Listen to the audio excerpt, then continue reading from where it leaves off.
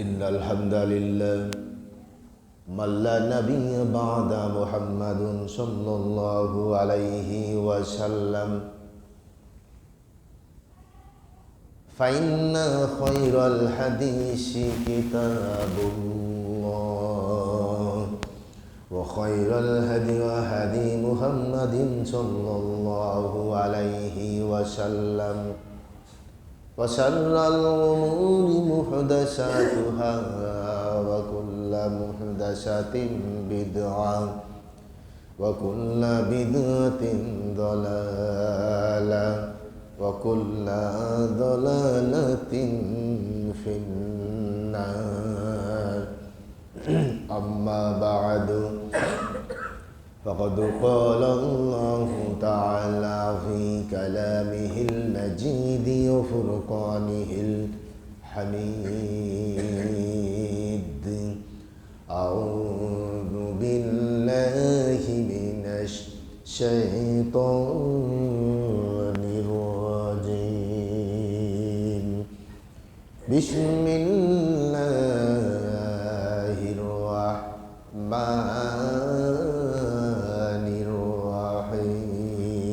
الرحيم وألقوا إلى الله يومئذ السلام وضل عنهم ما كانوا يفترون الذين كفروا وصدوا عن سبيل الله زدناهم فوق العذاب بما كانوا يفسدون صدق الله العظيم إلى آخر آيات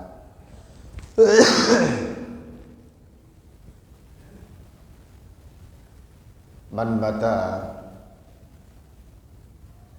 ولم يغزو ولم يحدث به نفسه مات على شعبة من النفاق قول النبي صلى الله عليه وسلم رواه البخاري مسلم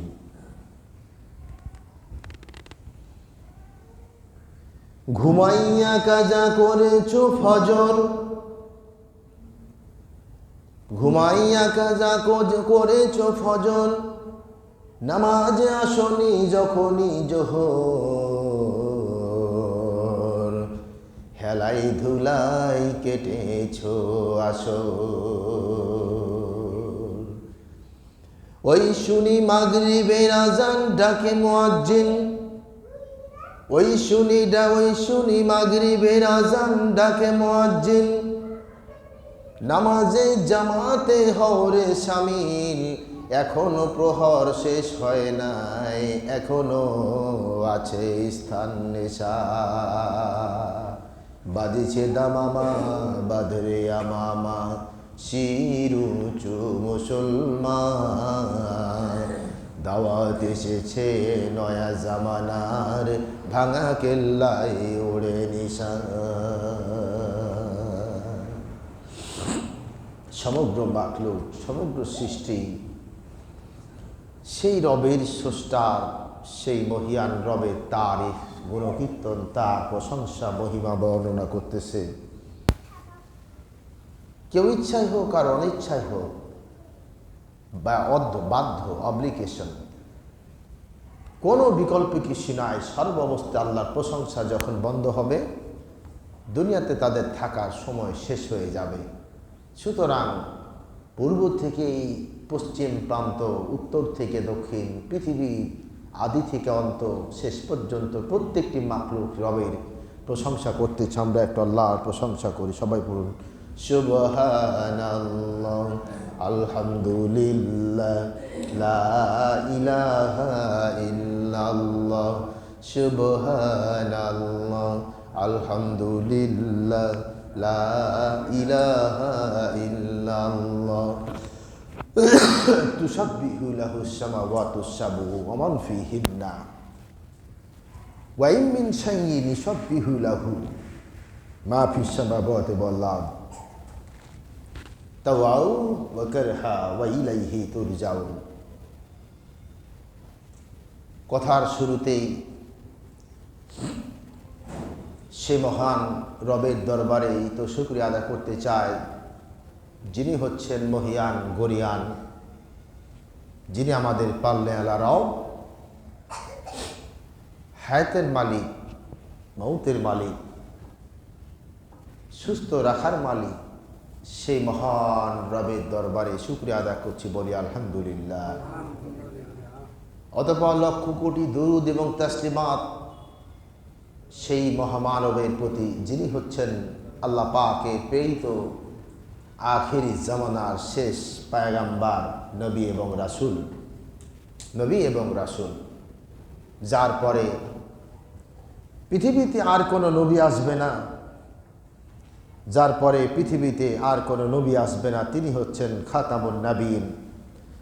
বাচ্চারা দৌড়াক না, আপনারা ওইদিকে দৃষ্টি দেন কেন?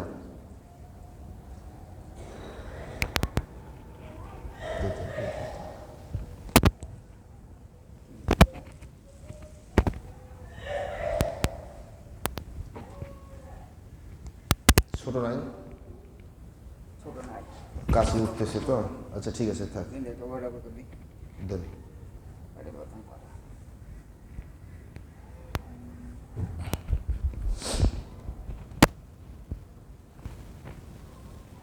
যিনি হচ্ছেন মানবতার মহান মুক্তির দূত,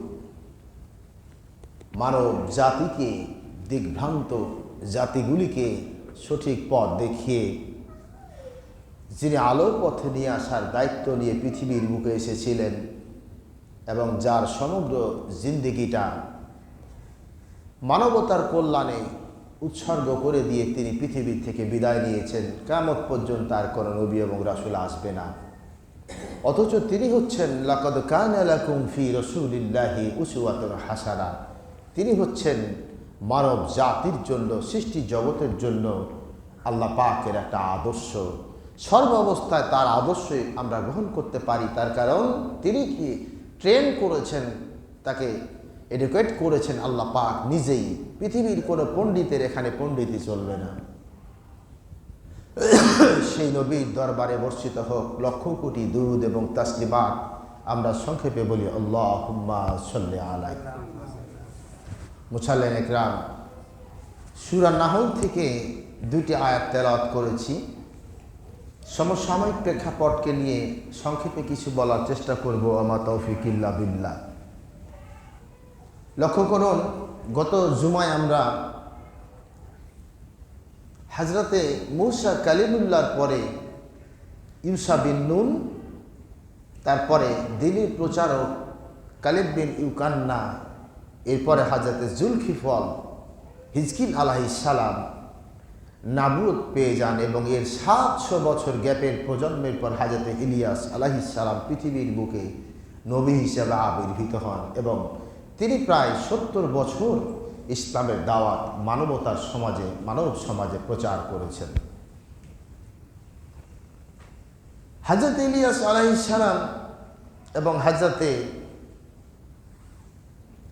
মূসা কালিমুল্লাহর পরে জামানা থেকে তারই শিষ্য ইউসা বিন নুন, যিনি ছিলেন মাজমাউল বাহরাইন, মাজমাউল বাহরাইনে তার সফর সঙ্গী, মানে মূসা কালিমুল্লাহ যখন খিজির আলাইহিস সালামের সঙ্গে সাক্ষাৎ করার জন্য তার ব্যাগের মধ্যে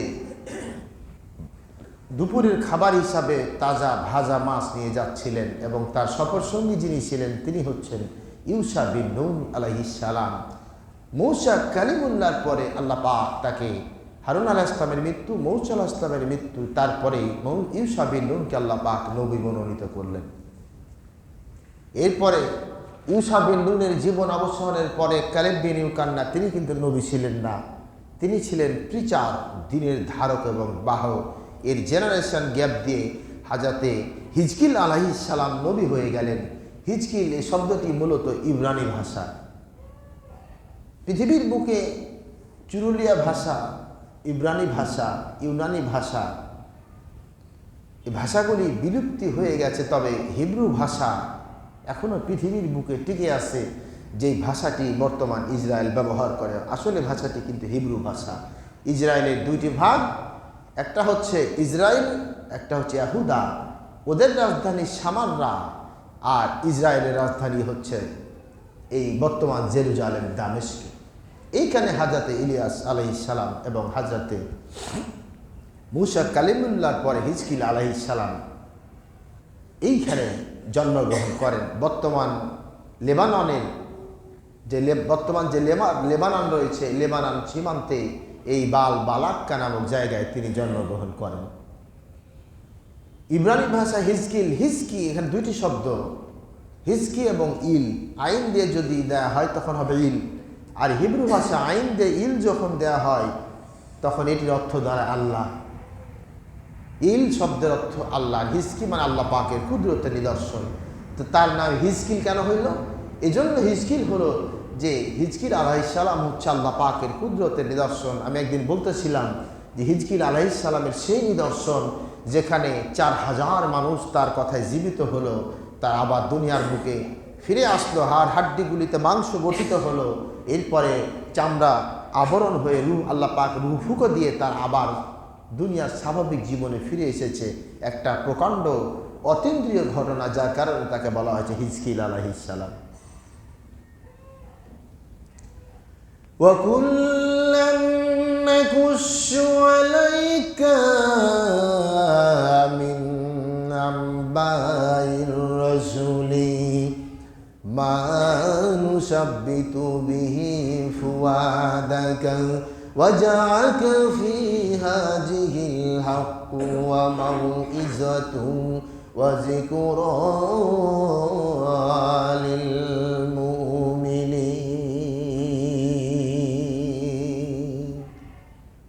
আল্লাহ রাব্বুল আলামিন সূরা হুদের মধ্যে বলতেছেন, আর ও নবী, আমি তোমার পূর্বে ওই সমস্ত নবী রাসূলদের ঘটনা ইতিবৃত্ত আমি তোমার সামনে বর্ণনা করি, যার মধ্য দিয়ে তোমার কাছে সঠিক এবং সত্য বক্তব্য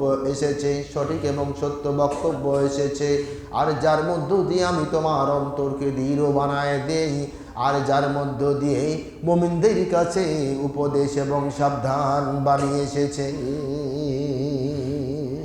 ওয়াকুল্লান নাকুসু আলাইকা, ওই প্রাগৈতিহাসিক সেই জামানার ঘটনাগুলি আমি তোমার সামনে বিবরণ দিয়েছি, তার কারণ যাতে করে সত্যের একটা মাপকাঠি তুমি বুঝতে পারো। তোমার প্রতি আজকে যে সামাজিক অমর্যাদা, সামাজিক অস্থিতিশীলতা, সমাজের ব্যক্তিবর্গ তোমার বিরুদ্ধে আজকে যে বিষাদাগার করতেছে, এটি তোমার উপরে শুধু নয়, তোমার পূর্বের নবী রাসূলদেরকেও একই নীতি ভোগ করতে হয়েছে।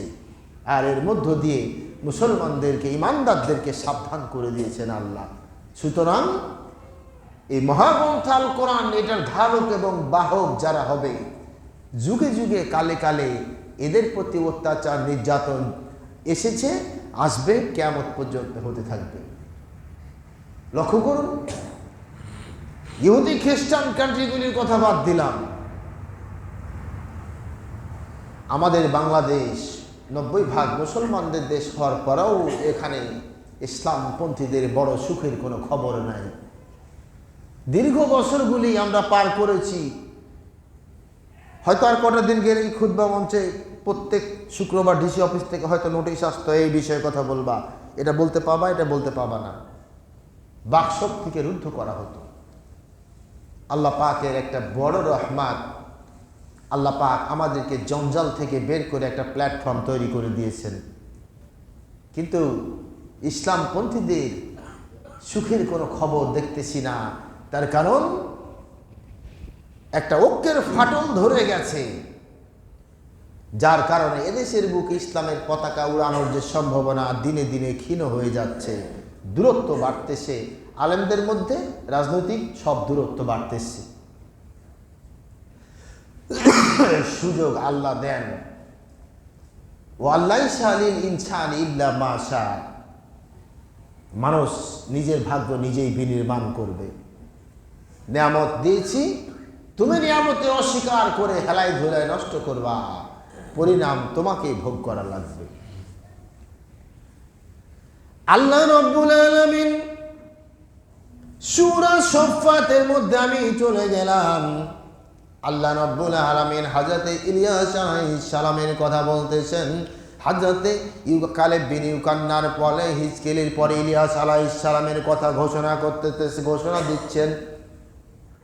وتركنا عليه في الآخرين سلام على إلياس إنا كذلك نجزي المحسنين إنه من عبادنا المؤمنين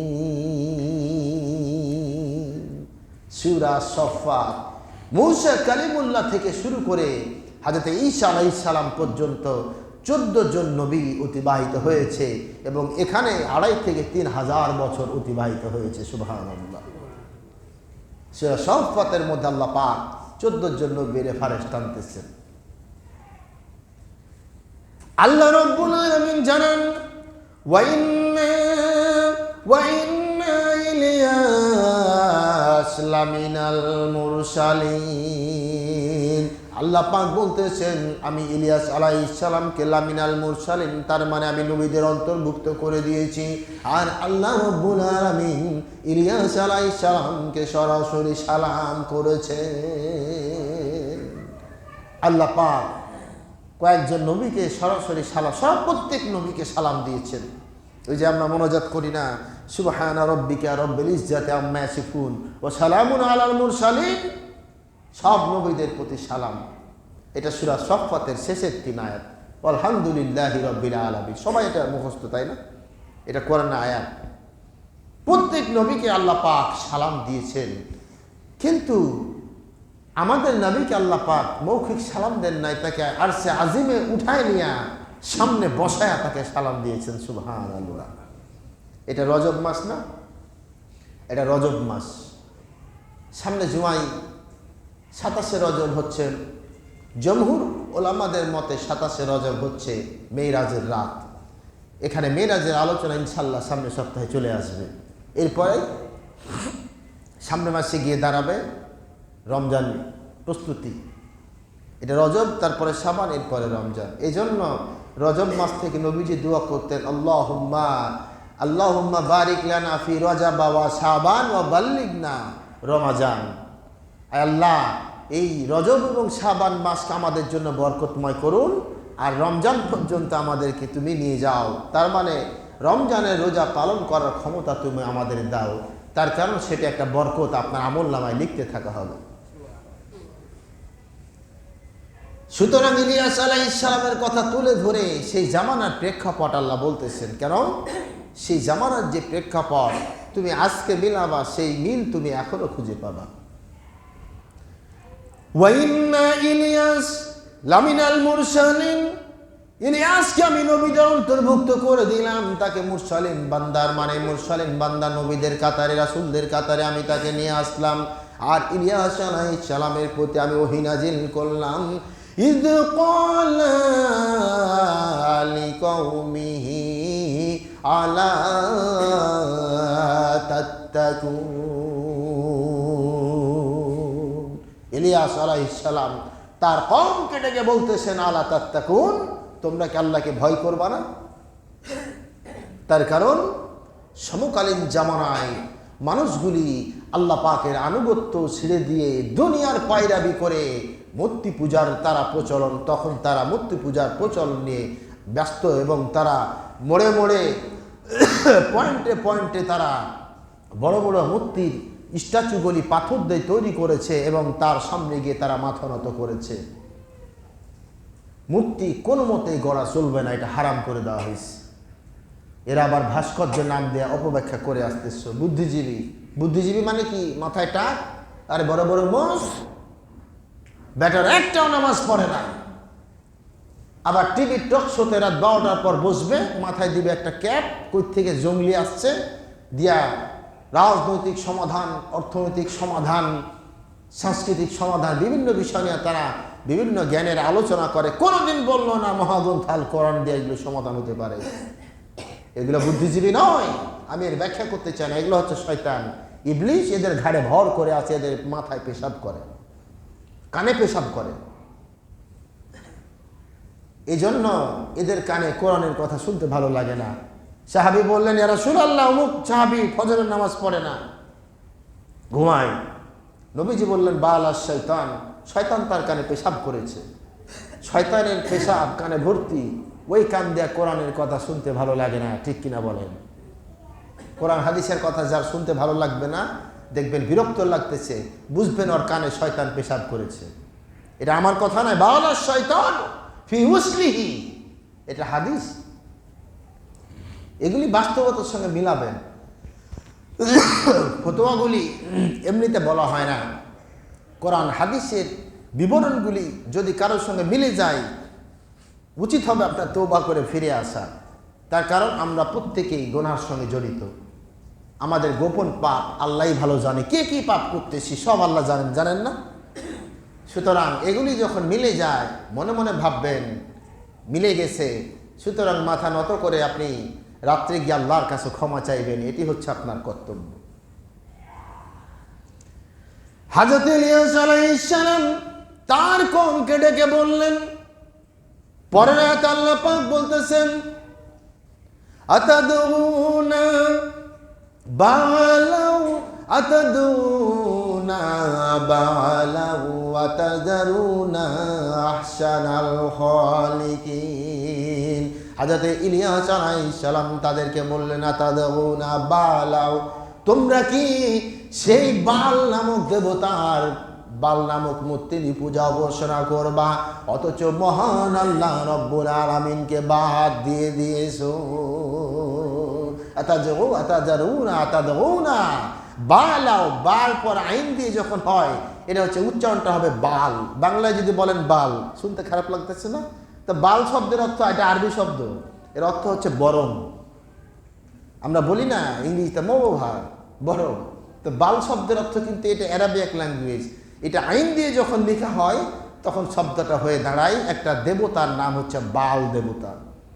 এবং ইব্রানি ভাষায় এবং শামীয় ভাষায়, ইব্রানি ভাষায় এবং শামীয় ভাষায় বাল শব্দের অর্থ হাকিম বলা হয়, বাল শব্দের অর্থ গার্জেনকে বলা হয় মুলিক, মুনিব, মালিক। সুতরাং আরবি ভাষায় মানে নারীদের স্বামীদেরকে আরবি ভাষায় বাল বলে ডাকা হয়। ইলিয়াস আলাইহিস সালামের কওম এই বাল নামক মূর্তি পূজার প্রচলন শুরু করে তারা আল্লাহর স্রষ্টার আনুগত্য তারা বাদ দিল। পৃথিবীর দেখবেন আজকে মুসলিম কান্ট্রিগুলি, বিভিন্ন দেশের মুসলিম কান্ট্রিগুলিতে দেখবেন সম্রাটগুলি তাদের বড় বড় মূর্তি টাঙায় রাখছে। এটা খুব দুঃখের বিষয়। যেমন আমাদের বাংলাদেশে কিছুদিন আগে আমরা মোড়ে মোড়ে পয়েন্টে পয়েন্টে মূর্তি, এটি কি কয়, এটা মূর্তি নয়, এটা হলো ভাস্কর্য। তো ভাস্কর্য যেটি মূর্তি সেটি ভাস্কর্য। এগুলি যখন জনগণ দেখবে, ছোট্ট ছোট্ট শিশুগুলি দেখবে, দেখতে গিয়ে এক পর্যায়ে তারা মনে করবে এগুলি বুঝি সংস্কৃতি, এটাই বুঝি আমাদের কৃষ্টি কালচার। সময়ের আবর্তনে এক পর্যায়ে তারা এই মূর্তিগুলি এক সময় দেবতায় পরিণত হয়ে যায়। বাংলাদেশের বিভিন্ন মাজারের আখড়াগুলির ইতিহাস দেখবেন, বেশি দূরে যাইতে হবে না। এই যে আপনি ঢাকা শ্যামলী আছে, শ্যামলী কেন্দ্রীয় মসজিদ, বিশাল মসজিদ, এবং ওখানে মাদ্রাসা কমপ্লেক্স। ওখানে আমরা যাই, ওখানে দেখি, তো এখন দেখি যে আগে একটা কবর ছিল, এখন এটাকে আবার পাকা করে টাচ বানাইছে, গম্বুজ বানাইছে, তারপরে লাল ছালু দিয়েছি, মোদার্শের পীরের মাজার। তা আমি এমনি একটু কৌতূহলী, খাদেমকে জিজ্ঞেস করলাম, ভাই ব্যাপারটা কি, এর ইতিহাস? তো মাজার ছিল না, এই বছর হয়ে গেল। বলেন না, এই হারামি ছিল একটা গুন্ডা মাস্তান, গাবতলিতে অনেক জমি দখল করে রাখছিল। মরার আগে ভয় হয়েছে, ক্যান্সার হয়েছে, অসুস্থ মানুষ, এখানে কমপ্লেক্সে 3 বিঘা জমি দান করে গেছে। তো ঢাকার বুকে 3 বিঘা জমি মানে কি, যেখানে 1 কোটি জমির দাম 5 কোটি 10 কোটি, 1 কাঠা জমির দাম। ওর নামে মাদ্রাসাটা বানাইছিল এতিমখানা, একটা হাফিজিয়া মাদ্রাসা এবং কমপ্লেক্স মসজিদ, মোদার্শের পীর। সময়ের আবর্তনে এখন ওই গুন্ডা মাস্তান বদমাইশ হয়ে গেছে পীর সাহেব।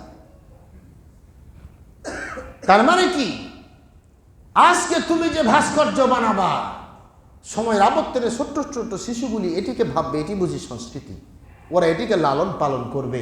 কোরআন সেই কথার সারি ব্যয় করতে চলেন, সূরা নূহের মধ্যে যায়। আল্লাহ রাব্বুল আলামিন সূরা নূহের মধ্যে বলছেন 23 নম্বর আয়াত আল্লাহ পাক বলতেছেন ওয়াকালু লা তাযারুন্না আলিহাতাকুম ওয়াদ্দাউ ওয়ালা শুওয়া ওয়ালা ইয়াগুসা ওয়া ইয়াউকা ওয়া নাসরা। সূরা নূহ 23 নম্বর আয়াত। নূহ আলাইহিস সালামের পূর্ব জামানার মানুষরা কোনো মুক্তির প্রচলন ছিল না। নূহ আলাইহিস সালাম দুনিয়া থেকে যাওয়ার পরে শয়তানের প্ররোচনায় নূহ আলাইহিস সালামের সেই জামানায় সেই তার সাম্রাজ্যের মধ্যে 5টি মূর্তি তারা নির্মাণ করলো। তো মূর্তি নির্মাণ করে মূর্তির পূজা তো করবে না, কয় তারা ছিল তোমাদের জাতির শ্রেষ্ঠ সন্তান, তাদেরকে তো ভুলে যাবা, তাদেরকে স্মরণ করবা কি দিয়া? কয় তাদের মূর্তিগুলি যেখানে যে বসবাস করতো বানায় রাখো, বছরে একবার গিয়ে ওখানে মিলাদ কিয়াম করে তাদেরকে সম্মান করবা। শয়তান প্ররোচনা দিল। পরের প্রজন্ম এসে বলে তাহলে তো এদেরকে সম্মান করা লাগে, এক প্রজন্ম মূর্তি বানাইলো আর এক প্রজন্ম যা মূর্তির সম্মান করে, প্রতি বছরে একবার স্মরণ করে। যেমন আমাদের দেখবেন স্বাধীনতা দিবসে কি হয়, ভাস্কর্য, কিংবা দেখবেন যে ওই ফ্রিডম ফাইটার যারা মূর্তিগুলোর সামনে কি হয়, মালা পরানো হয়, ইত্যাদি ইত্যাদি। সব শিখ। সময়ের আবর্তনে এগুলি দেবতায় পরিণত হয়েছে। আলহামদুলিল্লাহ বাংলাদেশ থেকে এগুলি ভেঙে চুরমার হয়েছে। তার কারণ ইলিয়াস আলাইহিস সালাম যখন তাদেরকে বললেন আতাদউনা বালাও ওয়া তাজারুনা আহসানাল খালিকিন, মহান স্রষ্টাকে বাদ দিয়া তোমরা কি বাল নামক দেবতার পূজা করবা? ইলিয়াস আলাইহিস সালামের বিরুদ্ধে রাষ্ট্রশক্তি জেগে উঠল। প্রিয় ভাইরা, একটা দেশের ভিতরে যখন গজব আসে আল্লাহর, এই গজব শুধু খারাপ মানুষটাকে গ্রাস করবে তা নয়, সমানে ভূখণ্ডকে ধ্বংস করে দেওয়া হবে।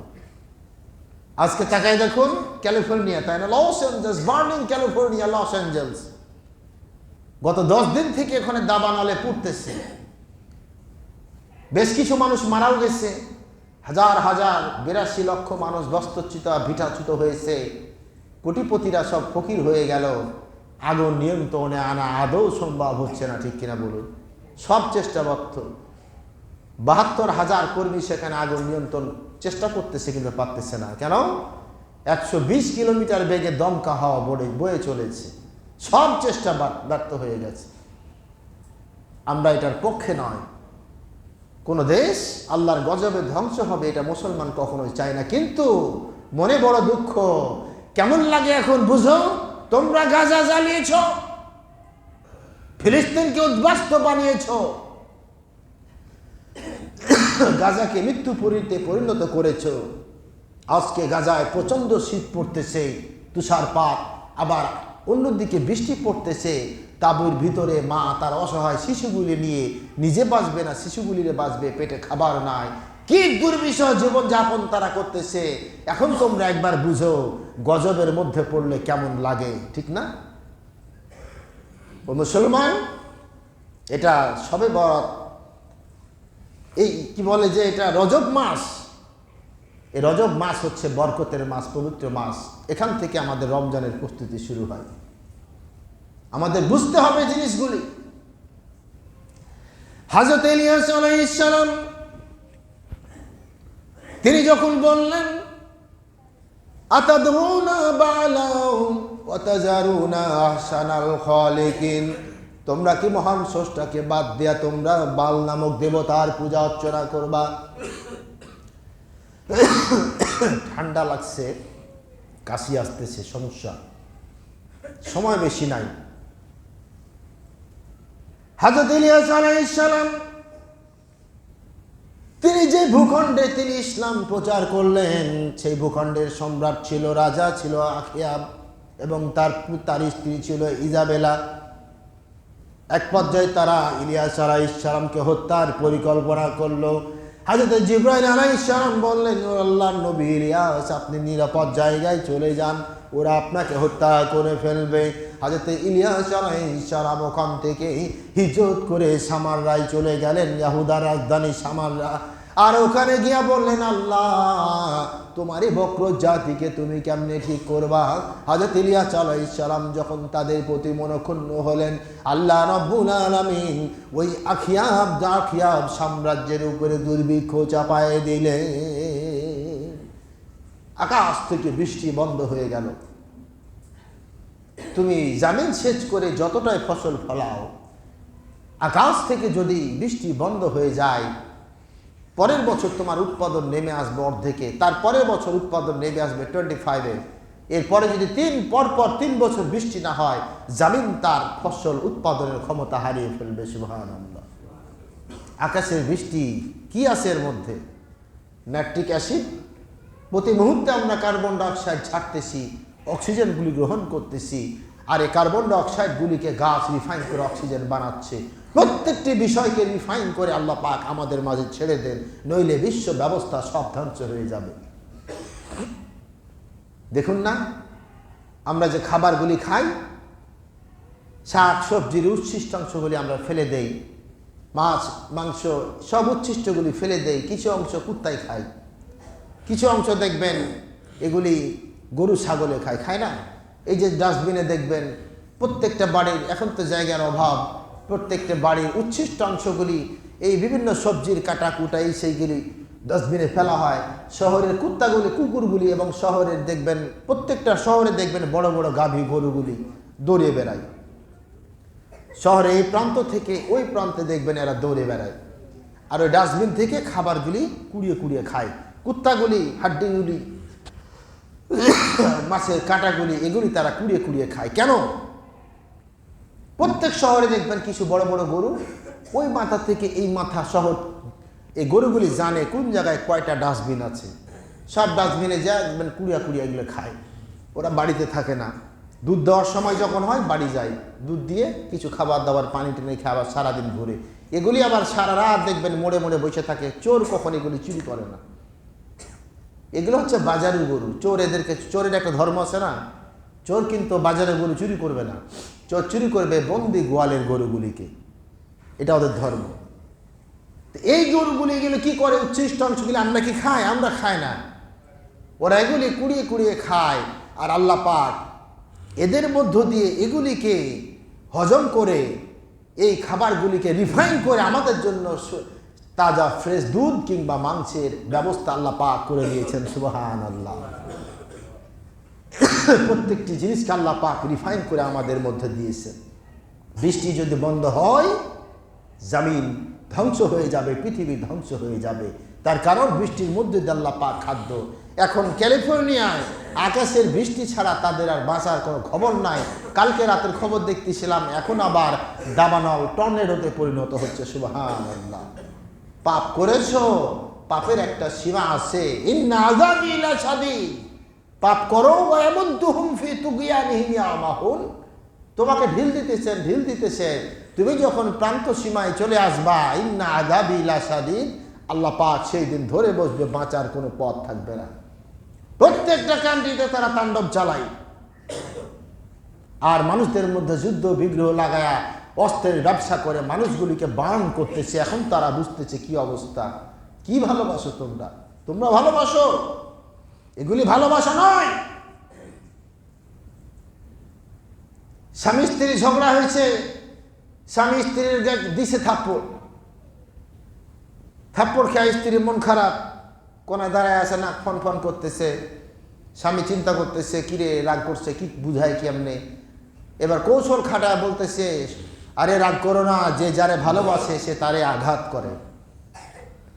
স্ত্রী কয় ঠিক আছে, বুঝতেছি ব্যাপারটা। তারপরে আবার এক থাপ্পড় দিয়েছে, আরেকদিন স্ত্রী এবার তারে দিয়েছে 3 থাপ্পড়, আর দিয়েছে 4টা লাথি, আর 7 বার ঝাড়ু পিটা করছে। স্বামী কয় কিরে? কয় কেন, তুমি কি মনে করো তুমি একাই ভালোবাসো, আমি ভালোবাসতে জানি না? এই শয়তানগুলি মানুষদেরকে সেই কৌশল শিখায় আমাদেরকে পথভ্রষ্ট করতেছে। আলাম ইয়ারাউ আন্নাল্লাহাল্লাযী খালাকাস সামাওয়াতি ওয়াল আরজা কানাতা রাতকান ফাফাতাকনাহুমা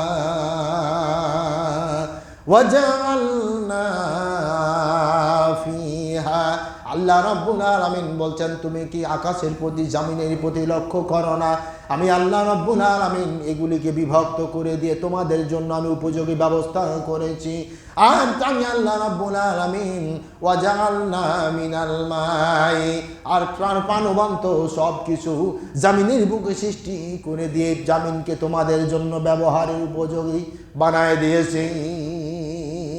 কানাতা রাতকান ফাফাতাকনাহুমা, জমিনের বুকে দম্ভ ভরে তুমি চলতেছো, তুমি কিন্তু একবারও বুঝতে পারতেছো না। হযরত ওমর রাদিয়াল্লাহু তাআলা আনহু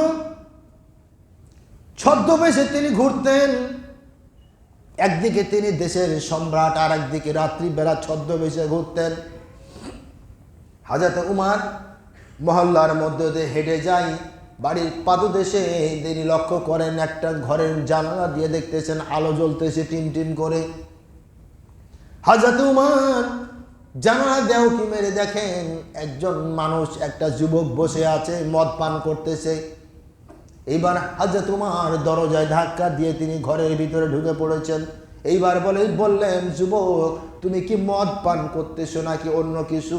মদ যদি তুমি পান করতেছো তাহলে তুমি নিজের প্রতি জুলুম করতেছো, অন্যায় করতেছো, পাপ করতেছো। এইবার যুবক হযরত উমরের দিকে তাকায়। যুবক দাঁড়ায় বলে, উমর আমি যদি মদ খাই আমি একটা পাপ করতেছি, কিন্তু আপনি তো 3টা পাপ করে বসেছেন। উমর তো আশ্চর্য হয়ে গেছে, কয় কি সে একটা পাপ করছে, আমি 3টা পাপ করলাম, কি করে সম্ভব? ব্যাখ্যা দাও। যুবক বলে, উমর রে আমি মদ খায়াম একটা পাপ যেমন করতেছি, তুমি কিন্তু 3টা পাপ করলা। একজন রাষ্ট্রের সম্রাটকে যুবক ধমক দিয়ে বলতেছে 3টা পাপ করতেছো। উমর বলে, বলো কি 3টা পাপ আমি করলাম? এইবার যুবক বলে, প্রথম নম্বরে পাপ করেছে তুমি জানালা দেয়া ঘরের ভিতরে উকি দিয়েছো, যেটা নিষিদ্ধ। এগুলি সামাজিক, এই হাদিসের কিছু বর্ণনা আছে। কারো বাসায় কখনো উকি দেয়া যাবে না, বাসায় প্রবেশ করার আগে করা না করে সালাম দিতে হবে, তাই না? এবং 3 বার পারমিশন চাইতে হবে। যদি না দেয় পারমিশন তাহলে সন্তুষ্ট চিত্তে ফিরে যেতে হবে। আর আমরা তো এটা যদি এরকম হয়, আইনটা যদি বলি চালু করো, এটা আল্লাহ পাক বলতেছেন কোরআনের আয়াত, তুমি সন্তুষ্ট চিত্তে ফিরে যাও। এখন যদি আমরা করো না করে যদি বলে এখন তো সমস্যা, ফিরে যান, আমাদের তো মনে হয় মেজাজ ঠিক থাকবে না। কয় আমার খেয়া বড় হয়েছস আর এত ভাব দেখাস। সামাজিক এই মর্যাদাগুলি আল্লাহ পাক আমাদের শিখাচ্ছেন। সুতরাং বলে উমর, প্রথম নম্বর পাপ তুমি জানালা দিয়া ঘরের ভিতরে উকি দিয়েছো। দ্বিতীয় নম্বরে পাপ হচ্ছে পারমিশন না নিয়ে ঘরের ভিতরে প্রবেশ করলা। আর 3 নম্বরে পাপ হচ্ছে নিশ্চিত না হয়ে তুমি মদের অভিযোগ দিয়া দিলা, মদ খাচ্ছি না, দুধ তুমি জানো না। হযরত উমর মাথা নত করে আশ্চর্য হয়ে গেলেন। তিনি ফিরে আসলেন। জুমার দিন ইয়াউমুল জুমা হযরত উমর ইমামতি করবেন, খুতবা দিবেন। আর এইবারে ওই মদ পানের যুবক কিছুদিন পরে, কয়েক মাস পরে ওই যুবক মসজিদে নববীর ভিতরে এসে বসে গেলেন। হযরত উমর মিহরাবে আসবেন, তিনি যখন মসজিদে প্রবেশ করলেন, হযরত উমর তাকায় দেখে ওই যুবক বসে আছে। তিনি যুবককে চিনে ফেলেছেন। হযরত উমর যুবকের কাছে গিয়ে মুচকি হেসে তিনি শরীরে হাত দিলেন, ঘাড়ে হাত দেয়া বললেন, যুবক রে মসজিদে এসেছো, আমি কিন্তু সেই দিনের ঘটনা কাউরে বলি নাই। তুমি যে মদ পান করেছো, আমি চাইলে তোমার শাস্তি করতে পারতাম, কিন্তু আমি সেই ঘটনা কাউরে বলি নাই। যুবক বলে, আমিরুল মুমিনিন, আজ থেকে কয়েক মাস হয়ে গেল আপনি আমাকে যেই মদের জন্য পাকড়াও করেছিলেন, আর আমি আপনার সামনে 3টা পাপের কথা বলেছি, ওই দিন থেকে আমিও মদ ছেড়ে দিয়েছি, মসজিদে নামাজ পড়ার জন্য এসেছি। আর উমর বলেন, যুবক রে তুমি যে তিনটা কথা আমাকে বলেছো, ওই দিন থেকে আমি বিনা অনুমতিতে ওই 3টা পাপ আর কখনো করি নাই। যুবক, সেই ঘটনার পর থেকে আমি 3টা বিষয় আমি আমার জীবনে মান্য করেছি। এটা হচ্ছে নেতার পরিচয়। প্রিয় ভাইরা, সময় শেষের পথে, ঠান্ডা লাগছে, আমার কথা বলতে সমস্যা হচ্ছে, আমি আর কথা বাড়াবো না। আমি ইলিয়াস আলাইহিস সালামের ঘটনা বলতে গিয়ে আমি কোন কোন প্রসঙ্গে গেছি ইনশাআল্লাহ আমি সামনে ঘটনা বলবো।